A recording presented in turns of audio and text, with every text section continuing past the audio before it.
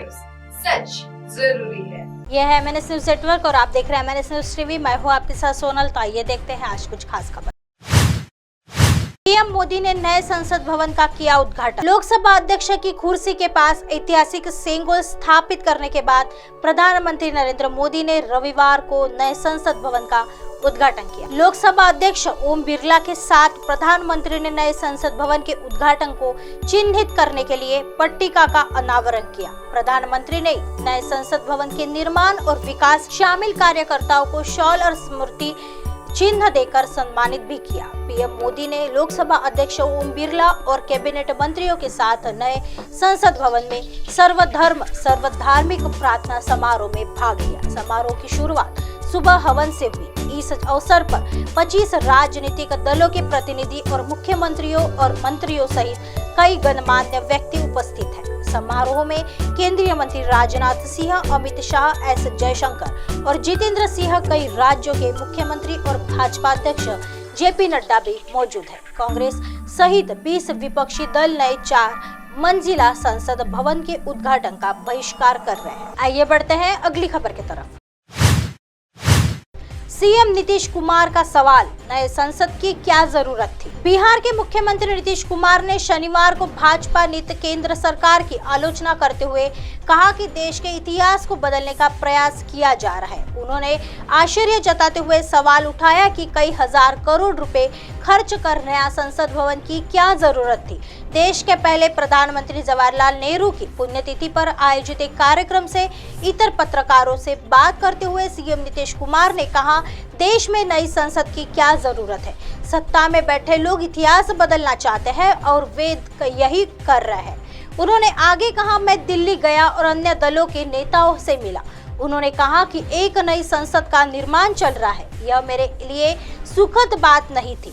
पुरानी संसद हमारा इतिहास है, उसी में संविधान सभा की बैठक हुई थी और उसी में संविधान को लागू किया गया था। पुरानी संसद हमारे देश के गौरव का प्रतीक थी। हमने वर्षों के संघर्ष के बाद आजादी हासिल की और उसी संसद के लोकतांत्रिक तरीके से काम करने की शुरुआत हुई। यदि जरूरत महसूस हुई तो उसे भवन को विकसित किया जाना चाहिए था। अलग से एक नया भवन बनाना अर्थहीन है। अब आप हमारे पुराने इतिहास को बदल रहे हैं, यह ठीक नहीं है। नीतीश कुमार ने आगे कहा, शनिवार को नीति आयोग की बैठक में जाने का कोई मतलब नहीं था। अगर मैं नीति आयोग की बैठक में जाता तो निश्चित रूप से बिहार के लिए विशेष दर्जे की मांग करता। हमें पता है कि वे हमारी मांग पूरी करने की इच्छा नहीं रखते हैं। यूपीए सरकार ने देश में जाति आधारित जनगणना कराई थी, लेकिन एनडीए ने 2021 में ऐसा नहीं किया। हमने अपने खर्चे पर बिहार में जाति आधारित सर्वे कराया, लेकिन उन्हें इस पर भी आपत्ति है। पत्रकारों ने जब सीएम नीतीश कुमार से सवाल किया कि नवनिर्मित बिहार विधानमंडल के उद्घाटन के लिए राज्यपाल को क्यों नहीं आमंत्रित किया गया, तब उन्होंने कहा कि वह भवन का विस्तार था, न कि नया निर्माण। आइए बढ़ते हैं अगली खबर की तरफ। नेहरू की पुण्यतिथि पर बोले राहुल गांधी, उनकी विरासत किसी प्रकाश स्तंभ की तरह ऊंची है। कांग्रेस अध्यक्ष मल्लिकार्जुन खड़गे और पार्टी के कई नेताओं ने देश के पहले प्रधानमंत्री पंडित जवाहरलाल नेहरू को उनकी 59वीं पुण्यतिथि पर कुछ श्रद्धांजलि अर्पित की। पार्टी के पूर्व प्रमुख राहुल गांधी ने कहा कि देश के पहले प्रधानमंत्री की विरासत एक प्रकाश स्तंभ है की तरह ऊंची है, जो भारत की सोच और स्वतंत्रता तथा लोकतंत्र के मूल्यों को प्रकाशित करती है। खड़गे राहुल गांधी, पार्टी कोषाध्यक्ष पवन बंसल और पार्टी महासचिव एनी संगठन के सी वेणुगोपाल ने यहाँ शांतिवन स्मारक पर नेहरू को पुष्पांजलि अर्पित की। नेहरू को याद करते हुए खड़गे ने ट्विटर पर उनका एक उदाहरण लिखा, आप चिन्हों के चेहरों को दीवार की ओर मोड़कर इतिहास दिशा को नहीं बदलते हैं। प्रथम प्रधानमंत्री को श्रद्धांजलि अर्पित करते हुए कांग्रेस अध्यक्ष ने कहा, पंडित नेहरू के योगदान के बिना 21वीं सदी के भारत की कल्पना नहीं की जा सकती। लोकतंत्र के निडर प्रहरी, उनके प्रगतिशील विचारों ने चुनौती के बावजूद भारत के सामाजिक, राजनीतिक और आर्थिक विकास की गति प्रदान की। हिंद के जवाहर को मेरी श्रद्धांजलि। एक वीडियो साझा करते हुए गांधी ने अपने परदादा को श्रद्धांजलि दी और लिखा, पंडित जवाहरलाल नेहरू की विरासत एक प्रकाश स्तंभ की तरह ऊंची है।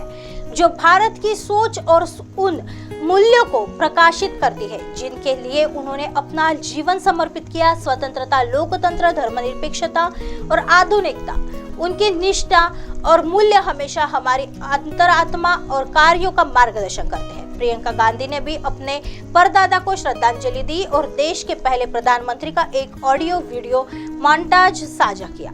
वेणुगोपाल ने भी ट्विटर पर कहा, एक महान स्वतंत्रता सेनानी, एक देश दूरदर्शी प्रधानमंत्री, एक लोकतंत्रवादी जिसने हमारे गणतंत्र की नींव रखी, दुनिया भर में सम्मानित एक राजनेता। पंडित जवाहरलाल नेहरू ने अपने सभी उत्तराधिकारियों के अनुसरण के लिए एक मिसाल कायम की। उनकी पुण्यतिथि पर पंडित जी को याद करते हुए कांग्रेस ने अपने आधिकारिक ट्विटर हैंडल से भी नेहरू को श्रद्धांजलि दी। पार्टी ने कहा, हम अपने पहले प्रधानमंत्री और आधुनिक भारत के शिल्पकार पंडित जवाहरलाल नेहरू को उनकी पुण्यतिथि पर याद करते हैं। एक दूरदर्शी व्यक्ति जिन्होंने ढेर सारी आर्थिक नीतियों और औद्योगिक प्रतिष्ठानों के माध्यम से देश को महान ऊंचाइयों पर पहुंचाया। कांग्रेस ने कहा, IIT, IIM, एम्स और DRDO जैसे आधुनिक भारत के मंदिरों और भारत के औद्योगिक चमत्कारों से लेकर भारत के परमाणु और अंतरिक्ष अनुसंधान तक उनके समय में देश की शक्ति में अभूतपूर्व वृद्धि हुई। आज हम पंडित जी की